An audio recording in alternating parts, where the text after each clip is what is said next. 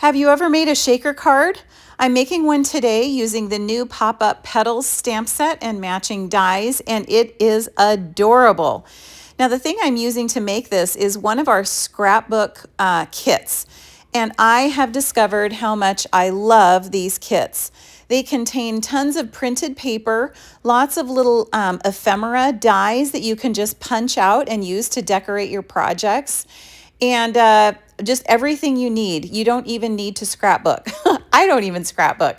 And I have found how awesome these are. So even the card base here is made from paper all in that kit. So I used the Everyday Arches dies to cut out this window. And what I did here is I cut out a double window so that I had a little frame for that cutout. And now I'm going to stamp some images and we will color them in with our Stampin' Blends markers. And then I'll die cut them out with the coordinating dies. Now, I love the Stampin' Blends markers because they're alcohol-based markers, and so they color absolutely beautifully. They are, like they make you look more professional. They don't leave streaks when you're coloring, and they're just beautiful. So I'm making the flowers here that will go inside the little vase, and it all matches with the color scheme that I'm using with the paper. I absolutely love it. So you'll see that I will die cut these out and then we will build up the shaker. Now that's our mini Stampin' Cut and Emboss machine, and I love the little mini. Tons of our dies fit in it, and it's super lightweight and compact for traveling with too. But I can just leave it right on my desk and it's super handy. So what I am using is some shaker elements that are on the clearance rack right now, and they're absolutely beautiful. And I'm gluing on my plastic piece, my acetate, and that's our window sheets. And then we will use foam adhesive strips, and that's what holds in the little shaker elements. So you see that you go all the way around the punched out window with the foam strips, and then that way it holds in the little pieces that will shake. Look how pretty those are. It's like a selection of colors, and they're actually super, super lightweight. So I like to dump my little pile there on that piece, and that way when I lay that on, I can see exactly where it's going to be centered. Isn't it darling? I love the bright colors in this card. It just makes me happy. So I'm going to glue these together and dress up the front, and then I'm going to show you another wow. This is a double wow card.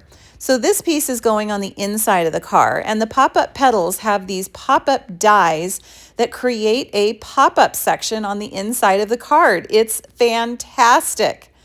Now there are two different sizes. This is the large pop-up piece. And then I'm going to use some more paper from the kit to decorate the little outside of my pot there. And then there are little toppers to the pot to make it look even more like a planter. And then we will add in those flowers that I already stamped and colored.